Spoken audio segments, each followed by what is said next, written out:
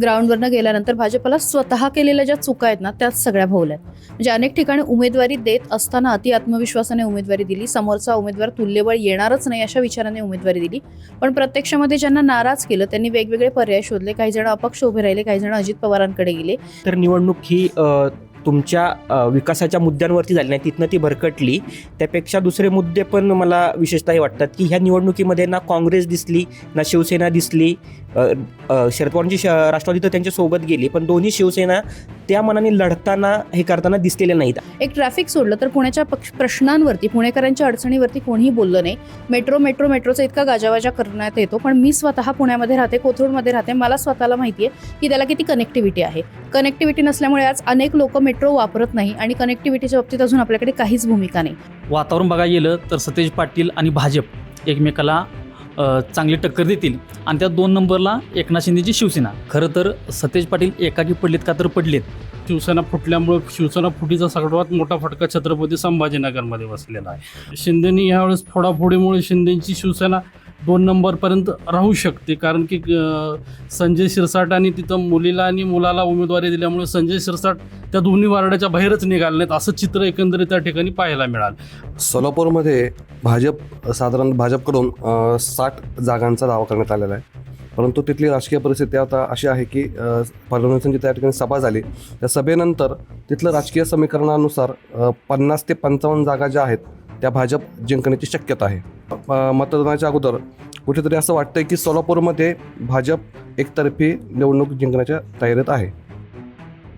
महानगरपालिका निवडणुकीच्या प्रचाराच्या तोफा थंडवल्या आहेत आणि आमच्या न्यूजरूममध्ये सरकार नामाच्या वेबसाईटच्या टीमसोबत मी बसलो आहे आणि ते जे ग्राउंड लेवलपासून अगदी मुंबई पुण्यापर्यंत सगळ्या गोष्टींची तंतोतंत माहिती तुमच्यापर्यंत पोहोचत असतात.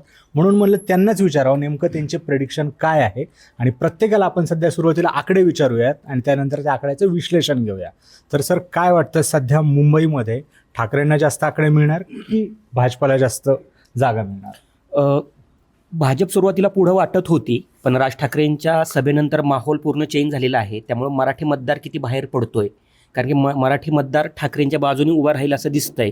27% आहे, मराठी माणूस 30% आहे, असं हे सगळं बोललं जात आहे. पण कमीत कमी सध्या तरी उद्धव ठाकरे 90 जागांमध्ये तरी सेफ दिसत आहेत. की जोपर्यंत निवडणूक चालू झाली होती तेव्हा ते असं वाटत होतं की ते सभा घेत नाहीत, एकत्र फिरत नाही आहेत आणि भाजपने जे ग्राउंड लेवलला काम केलं त्यामुळं कुठंतरी भाजप पुढं होती.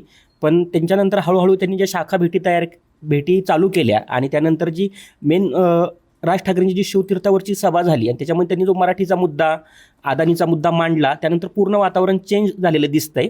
साधारण मुंबईमध्ये कसं आहे की 30 जागा ज्या आहेत 30 प्रभागांमध्ये उद्धव ठाकरे हे सेफमध्ये पुढे असतात, म्हणजे तिथं ते अपराजित आहेत. 30 जागा ज्या गुजराती भाषिक आणि मराठी थोडा संमिश्र भाग आहे, तिथं पियुष गोयल हे खासदार आहेत. तर त्या भागामध्ये 30 ह्याच्यामध्ये साधारण ज्या संमिश्र जागा आहेत तिथं भाजप पुढे असतो आणि 30 जागा ज्या आहेत त्या मुस्लिम बहुल आहेत, संमिश्र आहेत. तर तिथं मुस्लिम कॅन्डिडेट तिथं ज्या बाजूने मुस्लिम समाजाचं वोटिंग होईल तिथं ते पुढे येतील. तर त्याच्यामुळे 30-30 हे जे अंतर आहे तर त्याच्यामुळं असं वाटत होतं की स्पर्धा सुरुवातीला समान आहे, पण भाजपने सुरुवातीला खूप काम केलं असं दिसत होतं की खूप ते वेगाने पुढे जात आहेत आणि ठाकरे बंधू मागं राहत आहेत. मात्र त्यांच्या शाखा भेटी, मराठी माणसाचा मुद्दा आणि तुम्ही हे बघा की यावेळेस नॅरेटिव्ह ठाकरे बंधूंनी सेट केले पूर्ण महापालिकेचं की मराठीच्या भोवती मराठी महापौर असणार नसणार. जे भाजप आत्तापर्यंत म्हणत होती की हिंदू महापौर, त्यांचा पण आता सूर हा शेवटच्या टप्प्यामध्ये बदलला की आम्ही हिंदू मराठी महापौर देणार आहोत. त्यामुळं हे ग्राउंड तरी सध्या काटेकी टक्कर इथं वाटतीये.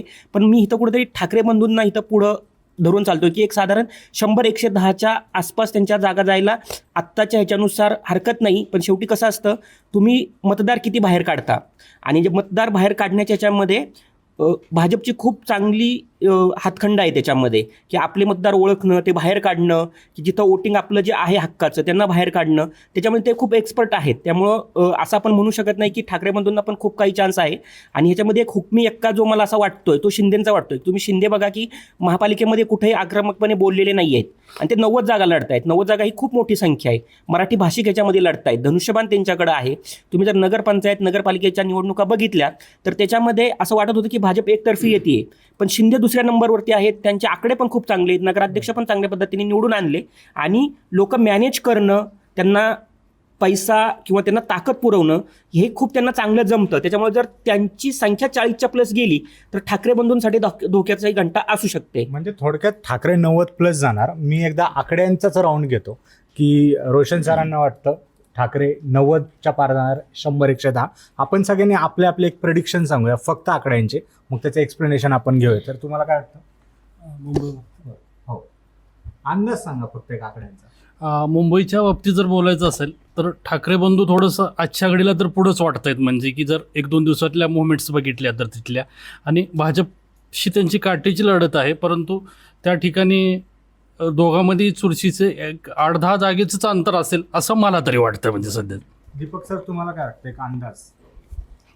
मुंबईमध्ये भाजप साधारणतः 85 ते 90च्या आसपास असू शकेल. आणि ठाकरे बंधूंचं जे आपण म्हणतोय की सभांनी वातावरण फिरलंय परंतु एक गोष्ट आपण लक्षात घेतली पाहिजे की भाजपचं काम हे बूथ लेवलला खूप चांगल्या प्रकारे चालतं. तसं ठाकरेंची बाजू शाखा आहे, तसं भाजपचं बूथ लेवल आहे. आणि भाजपने बूथ लेवलला प्रचंड स्मार्टनेसने काम केलेलं आहे.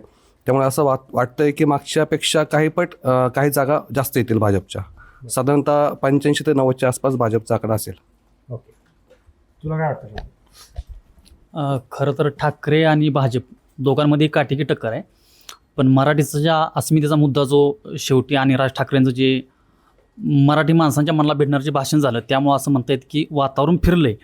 पण तरी पण काँग्रेस एकाकी लढणं आणि वंचितची शिवाय मुस्लिम मतदार पण बऱ्यापैकी जास्त आहे मुंबईत. त्यामुळे ह्या सगळ्यांची गणितं मराठीसाठी जर मुस्लिम मराठी पण एकत्र एकवटला ठाकरेंच्या मागं उभा राहिला, काँग्रेसनं जर त्यात विभाजन केलं नाही तर ठाकरे जड जातील. अन्यथा भाजपच सध्या तरी मुंबईत स्ट्रॉंग दिसते. आणि जर आपण बघितलं तर योगी आदित्यनाथ येणार होते, उत्तर प्रदेशचे मुख्यमंत्री. अजून काही भाजपाचे स्टार प्रचारक येणार होते, ते मात्र आपल्याला या शेवटच्या दिवशी सुद्धा आलेले बघायला मिळाले नाही. या पाठीमागे काही स्ट्रॅटेजिक कारण असू शकतं का, किंवा याचा काही तोटा होईल का? हां, कारण की जर मोठे प्रचारक, केंद्रीय मंत्री, अगदी तुम्ही अमित शहा, नरेंद्र मोदी सुद्धा महापालिकेच्या निवडणुकीमध्ये हैदराबादमध्ये उतरले होते. त्यामुळे मुंबईमध्ये असं वाटत होतं की ते मोठी फौज घेऊन उतरतील, की केंद्रीय मंत्री असतील, वेगवेगळ्या राज्यांचे मुख्यमंत्री असतील, मात्र ते आणि मोठ्या मोठ्या सभा होतील. पण तुम्ही जर ही महापालिका निवडणूक पाहिली तर याच्यामध्ये पूर्ण रणनीती वेगळी आहे की कुठेही त्यांनी मोठ्या सभा घेण्यामध्ये फक्त एकच, म्हणजे ठाकरेंची पण एकच सभा झाली आणि भाजपची एकच सभा झाली शिवाजी पार्कवरती. त्याच्यामध्ये जे योगी येण्याच्या चर्चा होत्या, कारण की तो योगी आले असते तर मग तो हिंदी विरुद्ध मराठी अजून ते वाद बळकट झाला असता की मराठी माणसाला डिवचण्यासाठी बाहेरनं लोक येत आहेत. त्यामुळं भाजपने काय केलं की बाहेरनं नेते आणत असताना ते फार हेवीवेट नेते नाही आणले.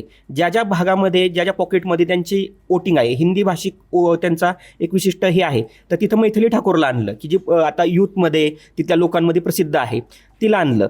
अण्णामलाईला आणलं. अण्णामलाई येऊन वादग्रस्त वक्तव्य केलं. पण त्याच्यावरून तुम्हाला लक्षात येतं की त्यांना माहिती आहे की ह्या भागामध्ये दाक्षिणात्य भाषिकांची संख्या महत्त्वाची ठरू शकते. तिथं त्यांनी तशी ती लोक आणली. त्या भागामध्ये तिथे छोटे छोटे स्टार भोजपुरीतले असतील ते त्यांनी आणले आणि त्यांच्या थ्रू त्यांनी ते प्रचार केला. त्यांनी कुठेही ह्याला की हाय लेवलला, मोठ्या लेवलला ठाकरेंच्या हातामध्ये कोलीत जाणार नाही एखाद्या, म्हणजे तरी पण ते अण्णामलाईंनी दिलंच ते की मराठी नाही आहे, ती मुंबई ही राजधानी नाही, मेन शहर नाही आहे महाराष्ट्राचं, ते आंतरराष्ट्रीय शहर आहे असं म्हणून ते कोलीत दिलं.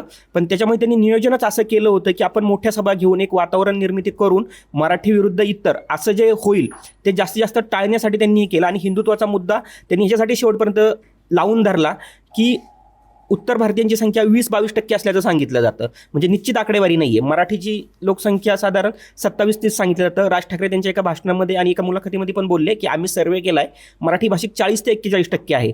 जर त्यांच्या म्हणण्यानुसार जर एवढे मराठी भाषिक असतील तर मग त्यांच्या विरोधात जर एवढे मोठे लोक आणले तर ते ध्रुवीकरण खूप टोकानी झालं असतं. ते त्यांनी अगदी स्मार्टपणे टाळलं. त्यांनी त्या भागावरती लक्ष केंद्रित केलं. त्या भागामध्ये कुठल्या नेत्याची आवश्यकता आहे, मोठ्या सभा न घेता, जे इतर ते लोकसभेमध्ये किंवा विधानसभेमध्ये जी स्ट्रॅटर्जी वापरतात की एका नेत्यावरती त्या भागाची जबाबदारी द्यायची आणि त्यांनी ते सगळं पाहायचं, तसं त्यांनी ह्या वेळेस केलेलं आहे. तुम्हाला अमित साठम आत्ता भाजपचे मुंबईचे अध्यक्ष दिसत आहेत, पण ह्याच्या मागचा जो ब्रेन आहे किंवा हे जे सगळी व्यवस्था रन करतायत ते आशिष शेलार करतायत. त्यांनी ह्या सगळ्या निवडणुकीची तयारी केलेली आहे. आक्रमक चेहरा म्हणून त्यांना आत्ता पुढं आणलेलं आहे, पण ह्याचं जे सगळं जे आहे ते आशिष शेलार सगळं रन करतायत असं दिसतंय. त्याच्यामुळे त्यांची रणनीती हेच आहे की ठाकरेमधून कुठेही जास्त फायदा होईल, मराठी वोटिंगसाठी जास्त त्यांना हे होईल हे त्यांना न देता किंवा शिंदेंच्या पण जास्तीत जास्त सभा न घेता, कारण की मुंबईमध्ये ठाकरेंचे 20 पैकी म्हणजे ठाकरेंचे 20 आमदार आहेत त्यातले 10 फक्त मुंबईमधनं आहेत. मुंबई मेन शहरामध्ये त्यांना खूप चांगला पाठिंबा आहे. त्यांची मागची विकास कामं पण खूप चांगली आहेत. त्याच्यामुळं की आयतं कोलीत द्यायचं नाही, ह्याच्या राष्ट्रीय लेवलला ते सगळ्यांविरुद्ध मराठी माणूस एकवटतोय असं चित्र जाऊ नये म्हणून त्यांनी स्मार्टपणे ही खेळी केलेली दिसते. पुण्याकडे आपण थोडंसं येऊया. पुण्यामध्ये 165 जागा आहेत आणि इथे जास्त करून असं दिसतंय न्यूजमध्ये तरी की अजितदादा BJPशी एक पंगा घेत आहे आणि आता फडणवीस सुद्धा त्याला उघडपणे टीका करताना आपल्याला सध्या झालेल्या मुलाखतीत दिसले. तर पुण्यातल्या 165 जागांपैकी BJP किती जिंकेल आणि दादांना किती जागा जिंकता येतील हे आपण बघणार आहोत. दीपक सर, काय वाटतं पुण्याचं चित्र कसं आहे? पुण्यामध्ये भाजप तसं चंद्रकांत पाटलांनी त्या दिवशी सांगितलं एका मुलाखतीमध्ये की आम्ही 125च्या आसपास 115 जागा आम्ही हमखास मिळवणार आहोत, त्यापेक्षा एकही जागा आमची कमी येणार नाही. परंतु ऐनवेळेस शिंदे सेनेशी त्यांचं चुकलेलं गणित किंवा बिघडलेलं राजकारण, त्यानंतर अजित पवारांनी जो आपला प्रचाराचा पद्धत बदलली, स्ट्रॅटेजी बदलली, त्यानंतर असं वाटतं की भाजप साधारणतः पुण्यामध्ये 90 ते 105च्या आसपास असू शकेल. आणि मुळात म्हणजे कसं की अजित पवारांनी शेवटच्या टप्प्यामध्ये अतिशय आक्रमकपणे भाजपला प्रत्युत्तर केलं. थेट फडणवीसांवरती त्यांनी टीका केली, फडणवीसांना प्रत्युत्तर दिलं. यामुळे राष्ट्रवादीमध्ये काही प्रमाणात उत्साह संचारला की बाबा आपल्या पाठीमागे दादा खंबीरपणे उभे आहेत. आणि इकडे दुसरीकडे फडणवीसांनी पण शेवटच्या टप्प्यामध्ये आपल्या प्रचाराचा शेवट हा पुण्यामध्ये केला. त्याचा एक असा परिणाम होऊ शकतो की बाबा भाजपला बुस्टर मिळू शकतो त्यामुळे. आणि ऑलरेडी भाजपने चांगल्या प्रकारे पुणे महानगरपालिकेच्या दृष्टीने अगोदरपासून सुरुवात केली तयारीला. त्यामुळे आत्ता जर आपण पाहिलं तर भाजप पुण्यामध्ये साधारणतः 90 ते 105च्या आसपास जागा मिळू शकेल. म्हणजे जी इच्छुकांची बंडखोरी झाली किंवा आयत्या वेळी जे उमेदवार फोडण्याचा प्रकार झाला, त्यानंतर भाजपाच्या एवढ्या सभांना आणि यांना प्रत्युत्तर दादांकडनं देण्यात आलं. तसं PCMC मध्ये सुद्धा लांडगे त्यांना प्रत्युत्तर देत होते दादांना. हे सगळं दादांची स्ट्रॅटेजी फेल झाली असं तुम्ही म्हणताय? PCMC मध्ये सुद्धा सेम चित्र बघायला मिळणार नाही. PCMC मध्ये कसं झालंय की 15 वर्ष तिथे राष्ट्रवादीची सत्ता राहिलेली. अजित पवारांचा श्वास हा पिंपरी चिंचवड म्हटलं तरी हरकत नाही, अशी आत्ता परिस्थिती आहे. परंतु मागच्या पंचवार्षिकपासून भाजपने तिथे फार चांगल्या प्रकारे काम केलं. तिथे लक्ष्मण जगताप अगोदर होते भाजपकडे, त्यांचं निधन झालं. त्यांच्या जागी त्यांचा भाऊ शंकर जगताप हे आमदार झाले. त्यांनी पण चांगल्या प्रकारे BJPमध्ये पडद्याच्या पाठीमागची भूमिका त्यांनी निभावली. आता जर आपण एक पाहिलं चित्र असं आहे की पिंपरी चिंचवड महानगरपालिकेमध्ये फ्रंटला महेश लांडगे आहेत. सगळा फोकस महेश लांडगेंनी स्वतःवरती घेतलेला आहे टीकेचा. परंतु पडद्यामागे शंकर जगतापांनी फार सफाईदारपणे आणि चांगल्या प्लॅनिंगने आपले नगरसेवक कसे जास्तीत जास्त निवडून येतील त्यासाठी फिल्डिंग लावलेली आहे. त्यामुळे विरोधकांच्या गटातील चांगले नेते गळाला लावण्याचं काम करणं किंवा रात्री म्हणजे आपण साधारणतः म्हणतो की बाबा निवडणुकीमध्ये रात्रीचं चित्र फिरतं, तर त्या पद्धतीने शंकर जगतापांनी तिथे उत्तम प्रकारे आतून सूत्र हलवलेली दिसत आहेत. बरं, आता आपण थोडंसं मराठवाड्याकडे येऊया. मराठवाड्यामध्ये औरंगाबादला मोठा राडा झाला, जागा वाटप आणि त्यानंतर झालेलं जे काही प्रकरण होतं त्या संदर्भात मराठवाड्यात BJPला किती मोठा फटका बसणार आणि इतर पक्षांना कुठे आघाडी मिळणार? विलासराव देशमुखांबद्दल पण एक वक्तव्य झालं. या सगळ्याचा फटका कसा बसतोय किंवा बसणार नाही याबद्दल आपण जाणून घेऊया. सचिन सर, तुमचा चांगला मराठवाड्यावर अभ्यास आहे, तुम्हाला काय वाटतंय, प्रेडिक्शन काय आहे यावर्षीचे? मराठवाड्यात जवळपास 5 ठिकाणी महापालिकेच्या निवडणुका होत आहेत. छत्रपती संभाजीनगर, जालना, परभणी, नांदेड आणि लातूर या ठिकाणी. जवळपास या ठिकाणी बघितलं, या ठिकाणचं जर चित्र बघितलं तर भाजपमध्ये प्रचंड प्रमाणात मोठ्या प्रमाणात बंडखोरी झालेली आहे. विशेषतः छत्रपती संभाजीनगरमधला तर राडा सगळ्यांनाच माहिती झालेला आहे. त्या ठिकाणी मोठ्या प्रमाणात बंडखोरी झाली आहे. जवळपास 22 बंडखोरांना भाजपने हकालपट्टी केली परवा, त्यामुळंच आपल्याला तिथलं एकंदरीत चित्र दिसतं. परंतु आतापर्यंतची जर निवडणूक छत्रपती संभाजीनगरची बघितलं तर भाजप शिवसेनेने एकत्र लढली होती. मात्र पहिल्यांदाच की सगळ्याच पक्षात फुटाफूट झाली आणि स्वबळावर सगळेच पक्ष लढत आहेत. जवळपास छत्रपती संभाजीनगरला बघितलं तर 115 जागा आहेत त्या ठिकाणी. 115 जागापैकी 30 जागा ह्या मुस्लिम बाहुल आहेत, म्हणजे की त्या ठिकाणी मुस्लिमच नगरसेवक येणार हे जवळपास निश्चित आहे. आणि ह्या जागाकडे आजपर्यंत भाजप आणि शिवसेना कधीच डुंकूनही पाहत नव्हते, त्यामुळं या ठिकाणी तयारीही केलेली नाही आहे. आणि जर 115 जागा म्हणतोय तर आपण कुठल्याच पक्षाने 115 जागा त्या ठिकाणी लढवलेल्या नाहीत. जास्तीत जास्त 98 ते 99 जागा भाजपने त्या ठिकाणी स्वबळावर लढलेल्या आहेत.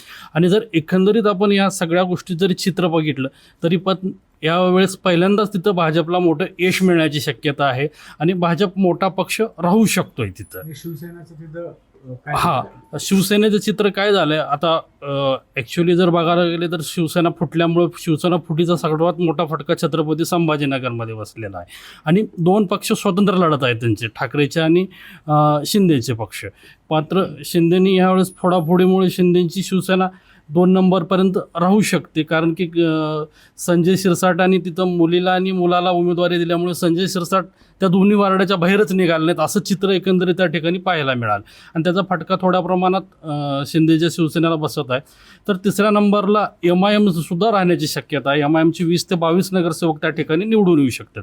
आणि 4थ्या नंबरला जर बघितलं तर 15 ते 20च्या आसपास उद्धव ठाकरेंच्या सीट्स राहतात. आता सीट्सचं जर सांगायला गेलं तर आपण एकंदरीत तुम्हाला आकडेवारीच सांगतो मी त्या ठिकाणचे, की भाजपला 25 ते 30 जागा मिळतील, म्हणजे पहिल्या नंबरवर राहील. आणि शिंदेच्या शिवसेनेला 20 ते 25 जागा त्या ठिकाणी लागतील. MIM 20पर्यंत जाऊ शकतो आणि ठाकरेची शिवसेना 15 ते 20. हे झालं छत्रपती संभाजीनगरमधलं चित्र. आता त्याच्या पुढं जाऊयात आपण जालनामध्ये एकंदरीत आतापर्यंत काँग्रेसचं वातावरण होतं आणि जालना काँग्रेससाठी पोषक होता, कारण की तिथले स्थानिक आमदार कैलास गोरंट्याल आतापर्यंत काँग्रेसमध्ये होते, मात्र निवडणुकीच्या तोंडावरच ते भाजपमध्ये आलेले आहेत. आणि कैलास गोरंट्याल भाजपमध्ये आल्यामुळे आणि महापालिकेवर त्यांचे वर्चस्व आहे, त्यामुळे 65 पैकी जवळपास 40 जागा एकतर्फी तिथं भाजप जिंकू शकेल असं सध्याचं चित्र आहे. त्यामुळं जालन्यातही भाजपला मोठा लाभ होताना दिसत आहे. त्या तुलनेत त्या ठिकाणी 2 नंबरवरती शिंदेची शिवसेना असण्याची शक्यता आहे. तर ठाकरेची शिवसेना कमी जागा त्या ठिकाणी लढेल. त्यानंतर पुढे गेलो आपण परभणी तर आतापर्यंत काँग्रेसचं वर्चस्व होतं. सुरेश वरपुडकर यांचं एक हाती वर्चस्व त्या महापालिकेवर राहिलेलं आहे. पण निवडणुकीच्या पूर्वी म्हणजे की सुरेश वरपुडकर हे भाजपमध्ये दाखल झाले, त्यामुळं तिथलीही चित्र थोडंसं अस्पष्ट होतं. आणि म्हणजे की भाजप आणि दोन्ही राष्ट्रवादी एकत्र लढत असल्यामुळे त्यांच्यात काटेकी लढत त्या ठिकाणी बोलते. आणि एकंदरीत त्या ठिकाणी काटेकी लढत जरी असली तरी भाजप आणि राष्ट्रवादीमध्ये फारसं जागेचं अंतर राहण्याची शक्यता नाही, त्यामुळं थोडंसं तिथलं चित्र थोडंसं भाजपला पोषक नाही असं वाटतंय. म्हणजे की एकंदरीत पुढे गेलं तर आपण नांदेड महापालिकेत एखादी आतापर्यंत अशोकराव चव्हाणांचं वर्चस्व राहिलेलं आहे. काँग्रेसने त्या ठिकाणी जवळपास 80 पैकी 72 जागा जिंकल्या होत्या एकेकाळी. आणि आता जर चित्र बघितलं तर तसंच आहे. आणि कारण की अशोक चव्हाणासोबत पूर्ण काँग्रेस भाजपमध्ये गेलेली आहे, त्यामुळं भाजप त्या ठिकाणी सत्तेत येऊ शकतो. म्हणजे नांदेड आता लातूरचं जर बघितलं तर लातूरमध्ये टफ फाईट आहे काँग्रेस आणि भाजपमध्ये, कारण की थोडंसं त्यातले स्थानिक तिथली गणितं थोडीशी बिघडली आणि ऐन वेळेस भाजपने नेतृत्व अर्चना पाटील चाकूरकर परत संभाजी पाटील निलंगेकरांना दिला. त्याचा थोडाफार तिथं नाराजी आहे भाजपमध्येच इंटरनल. आणि भाजपमध्ये तिथं जरी 4 आमदार असेल तर 4 आमदाराची स्वतंत्र गट आहेत, म्हणजे की त्यामुळं त्याचंही थोडंसं नाराजी इंटरनल आहे, जी की बाहेर दिसत नाही, परंतु इंटरनल नाराजी भाजपमध्ये आहे. संभाजी पाटील निलंगेकर यांच्याकडे नेतृत्व गेल्यामुळं अभिमन्यू पवार असतील किंवा रमेश कराड असतील किंवा अर्चना पाटील चाकूरकर असतील, हे थोडंसं वेगवेगळे लढताना किंवा दिसत आहेत. त्यामुळं थोडंसं भाजपला या ठिकाणी नाराजीचा फटका बसू शकतो. गेल्या वेळेस जर आपण तिथलं समीकरण बघितलं तर 2.5 वर्ष भाजप सत्तेत होता आणि 2.5 वर्ष काँग्रेस सत्तेत होता, कारण की कट टू कट सीट्स तिथे मिळाल्या होत्या. त्यामुळे या वेळेस जरी बघितलं तर 30च्या आसपास काँग्रेस ही 30च्या आसपास राहू शकतो आणि भाजप ही 30च्या आसपास राहू शकतो जागा. काही विलासराव स्टेटमेंट झालं होतं, फडणवीसांची सभा झाली, त्याने काही फरक पडणार आहे? आणि अगदी बरोबर आहे, त्याचा थोडाफार प्रमाणात फरक पडू शकतो, कारण की विलासरावाबद्दल तिथं प्रचंड सहानुभूती आणि त्या ठिकाणी रवींद्र चव्हाणांनी केलेलं वक्तव्य थोडंसं अंगाशी येण्याची शक्यता आहे.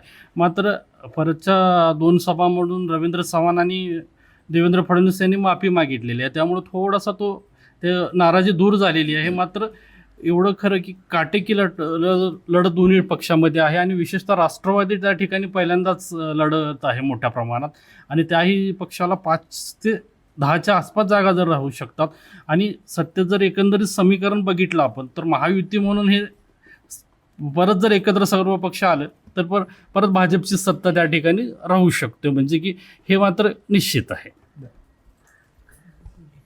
आता ठाणेबद्दल आपण बोललो नाही आहे. ठाण्यामध्ये शिंदेची एक हाती सत्ता येईल, भाजपचा त्यांना युतीचा त्यांना फायदा होईल असं एकंदर चित्र दिसतंय. पण ठाण्यामध्ये काही अनपेक्षित गोष्टी होऊ शकतात का? नक्कीच ठाण्यामध्ये फार अनपेक्षित गोष्टी घडतील असं काही वाटत नाही आहे, कारण की सुरुवातीपासून ही निवडणूक एकतर्फी करण्यामध्ये एकनाथ शिंदेंचा म्हणजे अशी चर्चा आहे की मुंबईमध्ये अजितदादांना सोबत नाही घेतलेलं भाजपनी, पण शिंदेंना सोबत घेतले मुंबईमध्ये सोबत घेतलं म्हणून ठाण्यामध्ये तिथं त्यांना स्वबळावरचा नारा होता की आमची तयारी चांगली आहे, आम्ही 65+ जागा जिंकू असं तिथले आमदार कार्यकर्ते सांगत होते. तर त्यांचा सगळ्यांचा हिरमोड करून तिथं त्यांना युती करावी लागली शिंदेंसोबत, आणि शिंदेंनी पण त्यांना फक्त 40 जागा दिलेल्या आहेत. आणि ठाण्यामध्ये बिनविरोध 7 जागा ह्या एकनाथ शिंदेंचा आलेल्या, त्याच्या विरोधात मनसे कोर्टामध्ये गेलेली आहे आणि आजच ती याचिका पण फेटाळलेली आहे. तर तसं मग चित्र पाहिलं तर त्याच्यामध्ये राष्ट्रवादी पुण्यामध्ये एकत्र लढत आहेत, दोन्ही राष्ट्रवादी पिंपरीमध्ये एकत्र लढत आहेत, पण ठाण्यामध्ये नेमकं उलटं होतं आहे, कारण की तिथले जे जितेंद्र आव्हाड आहेत ते ठाकरे बंधूंसोबत त्यांची युती असून ते एकत्र लढत आहेत. तर तिथली अजितदादांची राष्ट्रवादी ही स्वबळावरती लढत आहे, त्यामुळे तिथली स्थानिक गणितं खूप वेगळी आहेत. शिंदेंचा जो गड आहे शिंदेंना, कारण शिंदेनी तिथला शिवसैनिक खूप पहिल्यापासून जोडून ठेवलेला आहे, तिथल्या खूप लोकांना मदत केलेली आहे, तिथला शिवसैनिक त्यांना माहिती आहेत, त्यामुळे तिथली गणितं त्यांना खूप चांगल्या प्रकारे माहिती असल्यामुळं तिथं विरोधकांना फार संधी मिळेल असं वाटत नाही. राष्ट्रवादीला मागच्या वेळेस तिथं 30 जागा होत्या, पण आता ही राष्ट्रवादीमधली फाटाफूट झाली आहे, त्यामुळे जितेंद्र आव्हाडांचा जो मतदारसंघ सोडला कळवा मुंब्रा ते जर थोडासा एरिया तो सोडला तर त्यांना फार त्यांच्या हाती काय लागेल असं काय वाटत नाही आहे. आणि विशेष म्हणजे की ठाकरे बंधू हे मुंबईच्या बाहेर पडलेच नाहीत, म्हणजे त्यांनी आत्ता ठाण्यामध्ये सभा घेतली, कारण बिनविरोध निवडणुका होत होत्या, म्हणजे सगळे कार्यकर्ते तिथं वाऱ्यावर सोडल्यासारखी परिस्थिती होती. शेजारी कल्याण डोंबिवलीमध्ये तुम्ही जाल तर तिथं 19-20 जागा बिनविरोध झालेल्या आहेत. यांच्या 6-7 जागा शिंदेंच्या आलेल्या आहेत, जे युतीमध्ये लढत आहेत तिथं कल्याण डोंबिवलीमध्ये, आणि 14 जागा भाजपच्या आलेल्या आहेत. जर तुम्ही 100-110 पैकी जर तुमच्या 20 जागा बिनविरोध करतायत तर याचा अर्थ तुम्हाला कळतंय की निवडणूक कुठल्या बाजूला जाते. त्यामध्ये पैसा फॅक्टर आहे, त्यामध्ये बाकीचे तुमचे नातेगोतीची समीकरणं आहेत, सगळं आहेत, पण तिथं तुम्ही लढताना दिसलं पाहिजे होतं. पण तिथं ना उद्धव ठाकरे गेले, ना तिथं राज ठाकरे गेले, ना तिथनं त्यांचा कोणता मोठा माणूस तिथं गेला की हे सगळं आपण डॅमेज कंट्रोल करूया. तुमचा शहर अध्यक्ष तुम्हाला सोडून जातो, म्हणजे अगदी 3 दिवसापूर्वी ज्याला उमेदवारी दिली आहे त्यांनी उमेदवारी, म्हणजे आता त्याला 3 दिवसांनी मतदान आहे, तर त्यांनी त्याचं हे पूर्ण सोडून ठाकरेंच्या उमेदवारांनी त्यांनी शिंदेंच्या उमेदवाराला पाठिंबा दिला आणि तो तिकडे जाऊन बसला.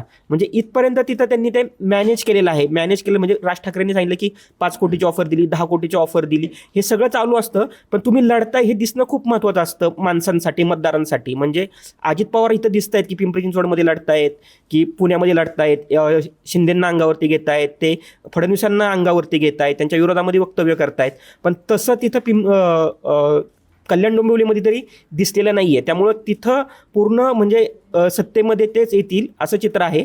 नवी मुंबईमध्ये मात्र खूप वेगळं चित्र आहे, जिथं त्यांनी शिंदेंसोबत गेलेले आहेत, तर तिथं गणेश नाईकांनी शिंदेंना टोकाचा विरोध केलेला आहे. म्हणजे ती भाषा पूर्ण एकेरीवरती आणि वैयक्तिक टीकेवरती गेलेली आहे, की शिंदे म्हटलं दर भाषणामध्ये म्हणतात ना की उदाहरण देऊन की मी 2022ला बंड केलं, घोडं फरार केलं, टांगा पलटी केला, तर त्याला प्रत्युत्तर म्हणजे ठाकरेंना बोलतात, पण त्यांच्या भाषणामध्ये जो जोश असतो तो काढून घेण्यासाठी गणेश नाईकांनी टीका केली की तुम्ही फक्त घोडे फरार केले, मी घोडे गायब करून टाकल. म्हणजे इथपर्यंत त्यांची ती पातळी निवडणुकीची त्यांची टीकेची एकमेकांवरती घसरलेली आहे. त्यांनी शिंदेंना हे पण सांगितलं तुम्ही का आला, कारण तुमच्या मागे ईडी होती, CBI होती आणि तुमची संकटं अजून दूर झालेली नाही आहेत. म्हणजे इथपर्यंत डिवसण्याचं काम ते नवी मुंबईमध्ये केलेलं आहे. पण नवी मुंबईमध्ये नाईकांना लढण्याचा 25 वर्षापासूनचा अनुभव आहे. तिथं म्हणजे नाईक जिकडं जातील तिकडं नवी मुंबईची सत्ता जाती, त्यांचं ग्राउंडला खूप चांगलं कनेक्शन आहे. तर त्याच्यामुळं तिथंही शिंदेंच्या हाती फारसं काही लागणार नाही, पण त्यांची शिंदे मी तेच म्हणतो की लढण्यामध्ये खूप चांगले आहेत, त्यामुळे त्यांना माहिती की कशी गणितं बसवायची, कशा लोकांना एकत्र करायचं, त्यामुळं ते स्पर्धेत दिसतील पण सत्तेमध्ये बसणार नाही. तेच तुम्ही मुंबईमधली दुसरी महापालिका वसई विरार महापालिका बघाल की काय झालं आहे की मुंबई महापालिकेवरती खूप जणांचं लक्ष राहिलेलं आहे, त्यामुळं बऱ्याचशा महापालिका दुर्लक्षित राहिल्या या मुंबई क्षेत्रामधल्या. म्हणजे कल्याण डोंबिवली असेल, ठाणे असेल, वसई विरार असेल, मीरा भाईंदर असेल. मीरा भाईंदरमध्ये पण शिंदेंचे आमदार आहेत प्रताप सरनाईक, त्यांच्या विरुद्ध भाजपचे नरेंद्र मेहता, अशी ती लढत आहेत. त्याच्यामध्ये पण खूप वैयक्तिक टीका टिप्पणी झाली. ईडी निघाली, पैसा निघाला, तुम्ही लोक फोडली, तुम्ही MIMशी मॅनेज झाला, अशी एकमेकांवरती हे झालेली आहे. पण ते मीरा भाईंदरचा तुम्ही एकंदरीत रचना बघाल, तिथला वोटर बघाल, तर तिथं भाजपला जास्त संधी आहे. हिंदी भाषिक तिथं जास्त आहे. मुस्लिम पॉकेट्समध्ये काँग्रेसची कामगिरी तिथं तुम्हाला चांगली दिसेल. तर हे आहे. आणि वसई विरारमध्ये तुम्ही जाल तर तिथं तर हितेंद्र ठाकूरांच्या अस्तित्वाचाच प्रश्न आहे. कारण की ते खासदारकी गमावली गेलेली आहे त्यांच्याकडनं, ते खासदारकीला पराभूत आहेत, विधानसभेला ते पराभूत झाले, त्यांचा मुलगा पराभूत झाला. त्यामुळं ही त्यांच्या अस्तित्वाची लढाई आहे. आणि विशेष म्हणजे भाजप ज्याच्यामध्ये एक्सपर्ट आहे की तुमचे तगडे उमेदवार तुमच्याकडे असतील तर त्यांना फोडायचं, त्यांना उमेदवारी द्यायची, त्यांना ताकद द्यायची. उमेदवाराची स्वतःची ताकद आणि प्लस भाजपने दिलेली ताकद, अशा समीकरणामध्ये त्यांचा तो विजय सोपा होतो. आणि बऱ्यापैकी बहुजन विकास आघाडीचे हितेंद्र ठाकूरांचे बऱ्यापैकी उमेदवार यांनी फोडलेले आहेत. म्हणजे जिथं फक्त मला वाटतं जर 110-112 जागा असतील तर तिथं 3 जागा फक्त विरोधकांच्या आल्या होत्या मागच्या वेळेस. मला नक्की आकडा आठवत नाही, पण 3 जागा विरोधकांच्या होत्या. तिथं हितेंद्र ठाकूरमय ती वसई विरार होती. आप्पा म्हणतात त्यांना. तिथं त्यांची एक खूपच जास्त कनेक्ट होता तिथल्या लोकांशी, जातीय समीकरणांशी. ते चांगल्या प्रकारे त्यांनी ती आतापर्यंत लढली होती. पण काय होतं, एकामागून एक पराभव होतो ना, तेव्हा लोकांना त्यांच्या अस्तित्वाला, म्हणजे जे उमेदवार असतात, कार्यकर्ते असतात, त्यांना ती स्वतःच्या अस्तित्वासाठी कुठेतरी जावं लागतं. तर भाजपने त्यांच्याशी जवळीक साधली. त्यामुळे कधीही भाजप जिथं सत्तेमध्ये नव्हती तिथं सत्तेमध्ये येईल असं चित्र एकंदरीत निर्माण झालेलं आहे त्या याच्यामध्ये. त्यामुळं मला वाटतं की मुंबई महापालिका वगळली तर बाकीच्या सगळ्या महापालिकांमध्ये तुम्हाला भाजपचं एक हाती वर्चस्व दिसून येईल. कोल्हापूरमध्ये सतेज पाटील एकटे पडले होते. हसन मुश्रीफ त्यांचे मित्र त्यांच्यासोबत नाही आहे. महाडिकांनी एवढ्या सभा ऑर्गनाईज केल्या होत्या आणि सतेज पाटील एकटे महायुतीला पुरून उरतील का असा प्रश्न निर्माण झाला होता. कोल्हापूरमध्ये प्रचाराच्या तोफा थंडवल्यानंतर काय परिस्थिती आहे आपण जाणून घेणार आहोत. जगदीश, काय सांगशील, महायुतीला सतेज पाटील जड जाणार? आता सतेज पाटलांनी विचारले कोल्हापूर कसं, तुम्ही म्हणशीला तसं. तर महाडिकांनी म्हटलंय की एवढ्या वर्षी सत्ता तुमचीच होती, तोपर्यंत तुम्ही खिस्सं भरलीत. खरं तर सतेज पाटील एकाकी पडलेत का तर पडलेत, परंतु महाडिक असतील, क्षीरसागर असतील, म्हणजे भाजप, शिवसेना या सगळ्यांनी चारी बाजूने सतेज पाटलांना घेरले. पण सध्याचं भाजपचं जे वातावरण आहे की बाबा ग्राउंड लेवलला असं म्हणतात की सतेज पाटील जर एकटे पडलेत तर त्यांना जपलं पाहिजे, अशी कोल्हापूरकरांची एका बाजूची भावना आहे. पण शेवटी राजकारण म्हणलं की शेवटी भावनेवर चालत नाही. त्यामुळं हसन मुश्रीफ असतील आणि ते आधीचे दोघं चांगले मित्र होते, त्यामुळे एकमेकांच्या काय म्हणतो आपण कुरगोड्या करणं किंवा आतलं जे राजकारण असतं ते दोघांना पण माहिती आहे. आणि एवढ्या जवळचा मित्र आता महायुतीसोबत गेला आहे. त्यामुळं अजितदादांची राष्ट्रवादी, भाजप आणि एकनाथ शिंदेची शिवसेना तिघांना मिळून सतेज पाटलांना घेरलं आहे. त्यामुळं बऱ्यापैकी पक्षीय बलाबल आता म्हटलं तर ह्यांनी फॉर्म्युला वाटप करून आपले 30-35 अशा जागा घेतल्यात. अजितदादांना 15 जागा. काँग्रेस आणि शरद पवारांची राष्ट्रवादी, काँग्रेस सर्वात जास्त जागा लढते तिथं. त्यामुळे आता सचिन पाटलांचा बऱ्यापैकी कस लागणार आहे आणि त्यांना त्याचा अनुभव पण आहे, कारण की याच्या आधी त्यांनी असे अनेक पक्ष आपल्या अंगावरती घेतलेत. त्यामुळं आत्ताचं जर वातावरण बघायला गेलं तर सतेज पाटील आणि भाजप एकमेकाला चांगली टक्कर देतील. आणि त्या 2 नंबरला एकनाथ शिंदेची शिवसेना, कारण की तिथं आता प्रकाश आंबेडकरांची ताकद आहे. शिवाय एकनाथ शिंदे तिथं सभा घेतलीत, आपली माणसं उतरवलीत. त्यामुळं पुढं काय होईल ते सांगता येत नाही. पण तरी पण आत्ता सध्या भाजप आणि काँग्रेस यांच्यामध्ये काटेकी टक्कर आहे आणि महायुतीचं मिळून पारडं जड वाटतंय सध्या तरी. सोलापूरमध्ये राजकीय हत्या झाल्या आणि त्यानंतर तिथल्या निवडणुकीला गालगोट लागला असं बातम्यासुद्धा तुम्ही बघितल्या असतील. सोलापूरमध्ये परिस्थिती नेमकी काय ती जरा समजून घेऊया. सोलापूरमध्ये साधारण भाजपकडून 60 जागांचा दावा करण्यात आलेला आहे. परंतु तिथली राजकीय परिस्थिती आता अशी आहे की फडणवीसांची त्या ठिकाणी सभा झाली. त्या सभेनंतर तिथलं राजकीय समीकरणानुसार 50 ते 55 जागा ज्या आहेत त्या भाजप जिंकण्याची शक्यता आहे. त्यानंतर तिथे राष्ट्रवादी आणि शिवसेनेची युती झाली होती. त्यामुळे कुठेतरी अशी तुल्यबळ लढती तिथे होतील असं वाटत होतं. परंतु तिथलं चित्र शेवटी शिंदेची तिथे सभा झाली नाही. त्यानंतर उदय सामंत तिथे फिरकले नाही. राष्ट्रवादीचे अण्णा बनसोडे ज्यांनी निवडणुकीपूर्वी तिथे चांगली म्हणजे फिल्डिंग लावली होती, इन्कमिंगसाठी त्यांनी जोर लावला होता, परंतु ते सुद्धा त्या ठिकाणी फिरताना दिसले नाही. त्यामुळे आता मतदानाच्या अगोदर कुठेतरी असं वाटतंय की सोलापूरमध्ये भाजप एकतर्फी निवडणूक जिंकण्याच्या तयारीत आहे. त्यानंतर असं तिथे झालेलं की तिथे साधारणतः 102 जागा आहेत. भाजपने 102 जागा स्वबळावरती लढवल्या आहेत. आणि शिंदे आणि राष्ट्रवादी यांनी तिथे जागा लढवल्यात एकत्रितपणे. परंतु जयकुमार गोटे तिथे जे पालकमंत्री आहेत सोलापूरचे, तिथे तळ ठोकून होते आणि त्यांनी साम दाम दंडभेद सगळ्या नीतीचा वापर तिथे केला, पैशांचा अमाप वापर तिथे झाला आणि त्यामुळे साधारणतः सोलापूरमध्ये अशी परिस्थिती आहे की 60 म्हणजे 55 ते 60च्या दरम्यान भाजपच्या जागा येऊ शकतील. अजून एक प्रश्न याच्यामध्ये निर्माण होतो, तो म्हणजे मनसेचा तिथं एक उमेदवार होता ज्याची हत्या झाली, तरी सुद्धा राज ठाकरे तिथं स्वतः गेले नाही, त्यांचा मुलगा गेला. शिवसेनेचे ठाकरे बंधूसुद्धा मराठवाड्यात फिरकले नाही, राष्ट्रवादीचे स्टार प्रचारकसुद्धा तिकडे फिरले नाही. तर हे नेमकं निवडणुकीचं जे बदलतं चित्र आहे की आमचं पुणे तुमचं मुंबई आणि याच्या बाहेर जायचंच नाही, तर हे बदलताना आपल्याला दिसतंय. याच्या पाठीमागं दुसरं काही कारण आहे का, की आता त्यांनी त्यांचा हारच स्वीकारलेली आहे? ह्याच्यामागं हार नाही, महापालिकेमध्ये आर्थिक उलाढाल किती आहे, त्याच्यामध्ये आपल्याकडं कुठले राजकीय नेते आहेत आणि आपण किती ताकद लावू शकतो याचा एक अंदाज आहे. आणि वरच्या सगळ्याच नेत्यांचा हा अंदाज चुकला की महापालिका निवडणूक ही 26-27 तारखेला होईल, जानेवारीच्या एंडला. त्याच्यामुळं बऱ्यापैकी लोकांचं असं नियोजन होतं की 26-27ला महापालिकेची निवडणूक होईल, त्यामुळे त्याप्रमाणे आपण सभा घेऊ.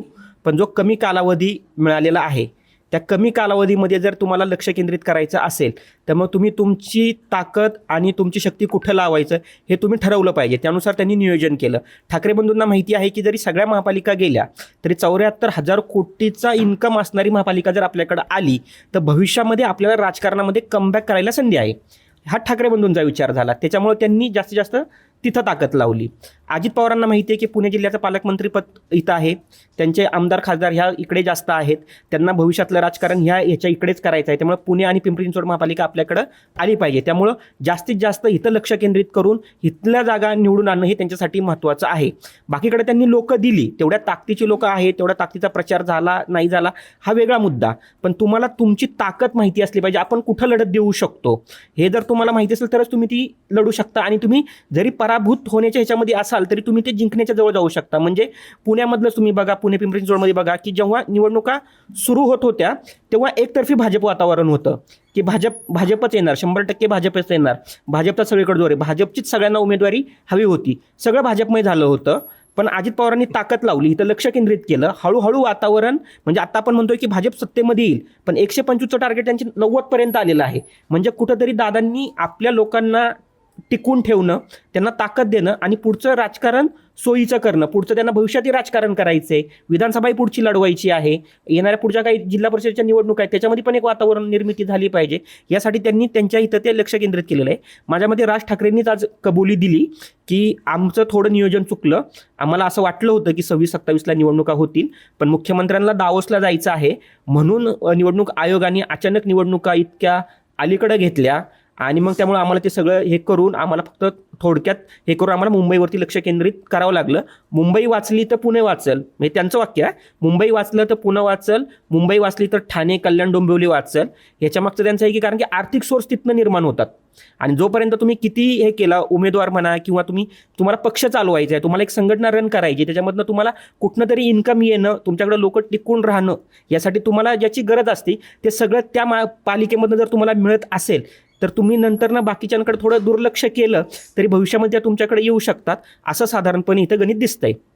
सर, मराठवाड्यामध्ये तुमचा चांगला अभ्यास आहे, मराठवाड्यामध्ये इतर सगळे पक्ष ठाकरे हे का गेले नाहीत, तुमचं काय याच्याबद्दलचं मत आहे? यावेळेसपासून थोड्या सर्वच पक्षांनी जर बघितलं तर रणनीती प्रचाराची बदललेली आहे.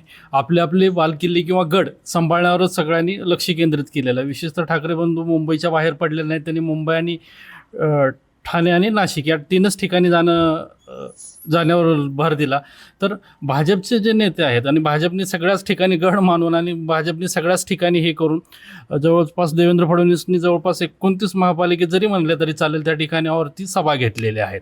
तर दुसरं त्या तुलनेत अजितदादांनी पुणे आणि पिंपरी चिंचवडवरच फोकस केलेला आहे.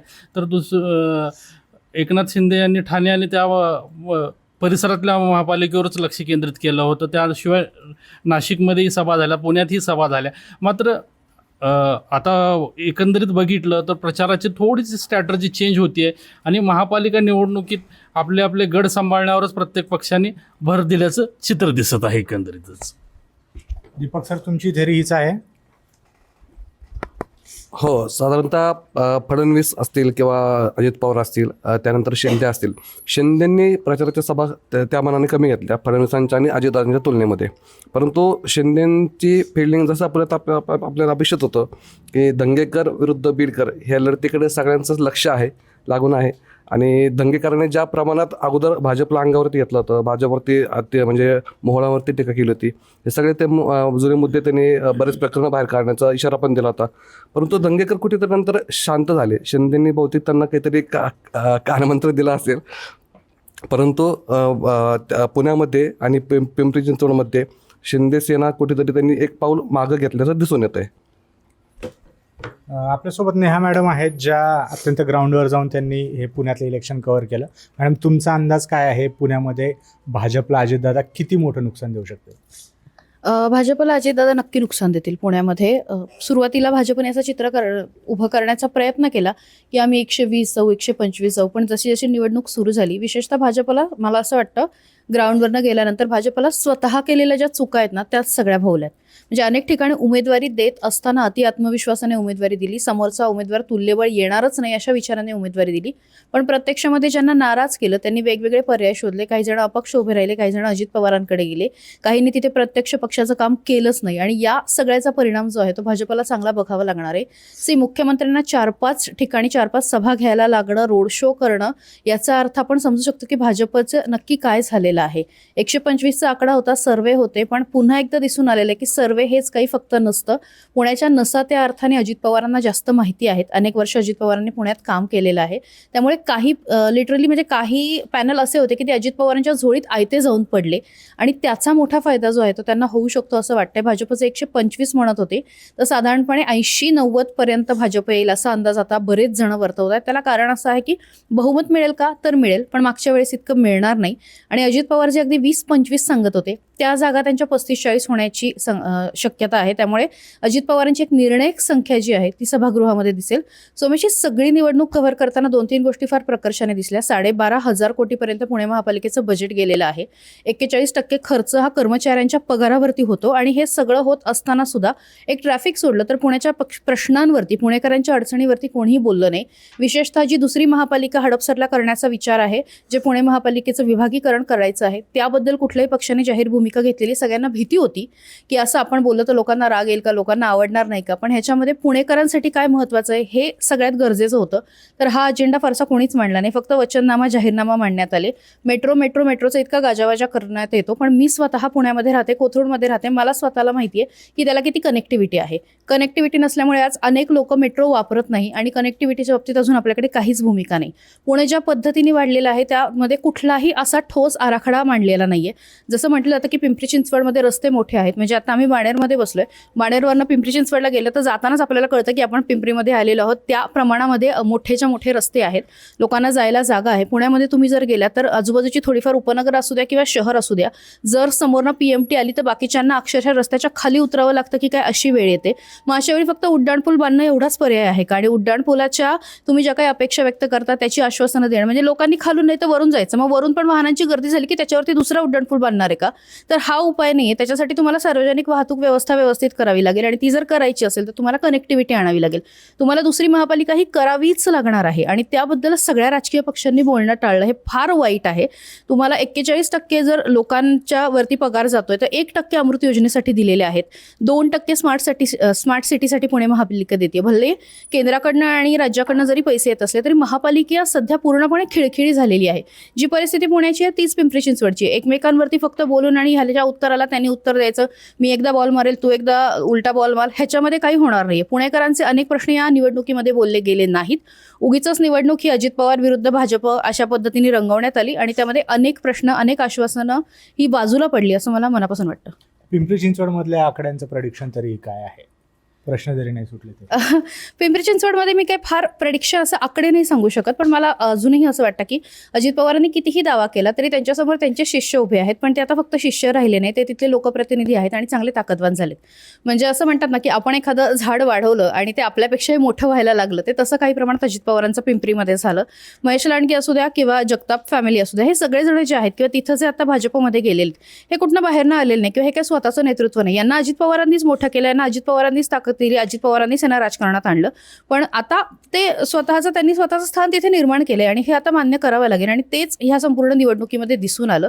आणि मग ते महेश लांडगे विरुद्ध अजित पवार असा सगळा प्रचार दिसून आला. मला असं वाटतं की ज्या पद्धतीने ते तिथे लोकप्रतिनिधी आहेत आणि विशेषतः पिंपरी चिंचवडमध्ये जी काही लोक भाजपमध्ये निवडणुकीच्या आधी जात होती, म्हणजे लढायला माणसं राहतील की नाही असा सगळा प्रश्न निर्माण झाला होता. तर पिंपरी चिंचवडमध्येही भाजप येऊ शकतं, भाजपच्या बहुमताचीच शक्यता आहे. मात्र अजित पवारांनी परत एकदा त्यांना पळायला लावलं, त्यांना कष्ट करायला लावले आणि त्यांना घाम गाळायला लावला. जी निवडणूक एकतर्फी वाटत होती ती एकतर्फी होऊ दिली नाही, हे मान्य करावं लागेल. याच्यामध्ये मला महत्त्वाचा मुद्दा वाटतो की एकतर निवडणूक ही तुमच्या विकासाच्या मुद्द्यांवरती झाली नाही, तिथनं ती भरकटली. त्यापेक्षा दुसरे मुद्दे पण मला विशेषतः हे वाटतात की ह्या निवडणुकीमध्ये ना काँग्रेस दिसली ना शिवसेना दिसली.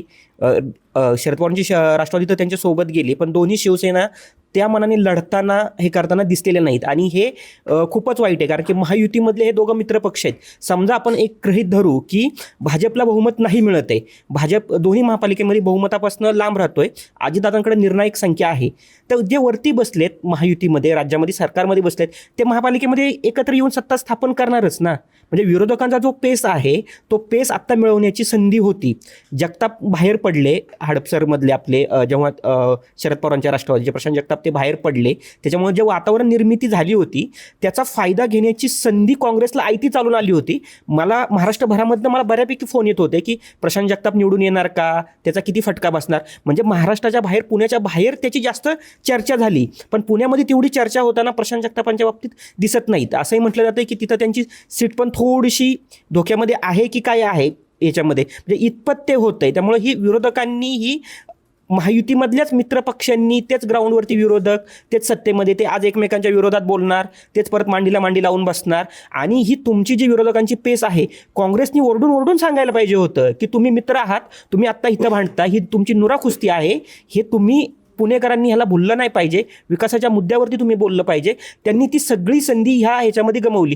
काँग्रेसची मोठी म्हणजे अजितदादा फिरतायत, भाजपचे 4 येत आहेत, काँग्रेसच्या कुठल्या मोठा नेता आला ते म्हणतायत की आम्ही स्वबळावर लढतोय, ठाकरेंसोबत लढतोय, मनसेसोबत काही ठिकाणी लढतोय. कुठला मोठा नेता इथं पुण्यामध्ये येऊन त्यांनी सभा घेतली, इथली वातावरण निर्मिती केली? एक सिंगल नाव नाही आहे की जे तुम्हाला माहिती असेल, येऊन वॉर्डामध्ये गेला असेल, म्हणजे ते पण उमेदवार स्वतःच्या हिमतीवरती त्या माणसाला आणतायत, तिथं प्रचार करतायत आणि त्याला तिथनं परत पाठवतायत. पण एक पक्ष म्हणून तुम्हाला ज्या प्रकारे वातावरण निर्मिती करायला हवी होती, म्हणजे ठाकरेंना पण आणि काँग्रेसला पण त्या प्रकारची वातावरण निर्मितीच या दोघांच्या ह्याच्यामध्ये होऊ शकली नाही की हा तिसरा पर्याय आहे. आम्ही पुणेकरांनी मनसेला केवढा मोठा पाठिंबा दिला होता. विरोधी पक्षनेते पद त्यांच्याकडे गेलं होतं नाशिकमध्ये आणि पुण्यामध्ये.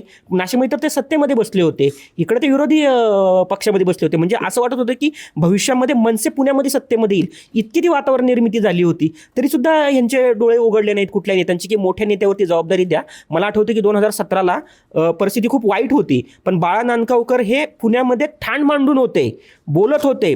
तुम्हाला किती जागा येत आहेत, किती हे येत आहेत हा नंतरचा प्रश्न असतो, पण तुम्हाला लोकांना दाखवावं लागतं की आम्ही लढतोय, आम्ही तुमच्यासाठी लढतोय, तुमच्या मुद्द्यावरती लढतोय. त्याच्यामुळे तुम्हाला ते सातत्य ठेवावं लागतं. आणि मला असं वाटतं की काँग्रेसमध्ये, मनसेमध्ये आणि ठाकरेंमध्ये ते दिसलंच नाही की आम्ही लढतोय आमच्या एवढे. म्हणजे जे आता वसंत मोरेंची जागा असेल, त्यांच्या शहराध्यक्षाची जागा असेल, हे जागा ह्या लोक त्यांच्या हिमतीवरती, त्यांच्या ह्याच्यावरती निवडून आणतायत. तुमचा राष्ट्रीय पक्ष आहे, तुम्हाला मदत मिळायला पाहिजे होती, म्हणजे राज्यातनं मदत मिळायला पाहिजे होती, याच्यातनं तुम्ही वंचितला तिथं सोबत घेतलं, हिथं वंचित सोबत नाही आहे.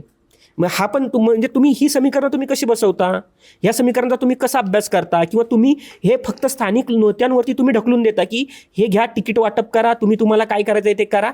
म्हणजे बऱ्यापैकी मला माझ्या ह्याच्यामध्ये उभे असणारे काँग्रेसचे मी कधी चेहराच बघितला नाही त्यांचा, किंवा राष्ट्रवादीचे 1-2 आले माझ्या धनकवडी माझ्या भागामध्ये, मला माहितीच नाही की हे उमेदवार आहेत आणि हे लढतायत म्हणून. तर हे जे चित्र तुमचं जिंकण्या हरण्यापेक्षा की आम्ही लढतोय, आम्ही तुमच्यासाठी लढतोय, आणि हेच मला वाटतं सामान्य माणसाला, मतदारांना महत्त्वाचं असतं. तर ही संधी कुठेतरी काँग्रेसनी, ठाकरेंनी, इव्हन शिंदेंनी पण गमावली आहे असं आपण म्हणूया. राज ठाकरेंना संधी होती, राज ठाकरेंनी एक मोठी सभा इथं घेणं महत्त्वाचं होतं, कारण की जर राज ठाकरे मुंबईच्या प्रश्नावरती एवढ्या पोटतिडकीने बोलतात, तेवढ्याच पोटतिडकीने ते पुण्याच्या प्रश्नावरती, इथल्या वाहतुकीविषयी, इथल्या जमिनीविषयी, इथल्या अनधिकृत बांधकामांविषयी ते बोलत असतात. तर त्यांना इथे एक संधी होती की एकत्रित एक सभा घ्या मोठी आणि लोकांना संदेश जाऊ द्या, एक वातावरण निर्मिती होऊ द्या, पण ती त्यांनी इथं टाळलेली मला दिसतेय. मॅडम तुम्ही काय ॲड कराल यात? नाही, मला असं वाटतं की माझा सहकारी रोशन जे म्हटलं ते काँग्रेसचा कुठला मोठा नेता आला नाही, पण शहर काँग्रेसचं चाललेलं काय हा मला सगळ्यात मोठा प्रश्न वाटतो. अरविंद शिंदे शहराध्यक्ष आहेत, पण ते स्वतः लढवत होते. चला एक माणूस बाजूला ठेवू. रमेश बागवेंचा मुलगा आणि सून दोघंही जण वेगळ्या ठिकाणी लढत होते, ते एक बाजूला गेले. मोहन जोशी जे माजी आमदार आहेत त्यांचा एक वेगळा गट आहे, त्यांचं काहीतरी वेगळं चाललेलं आहे.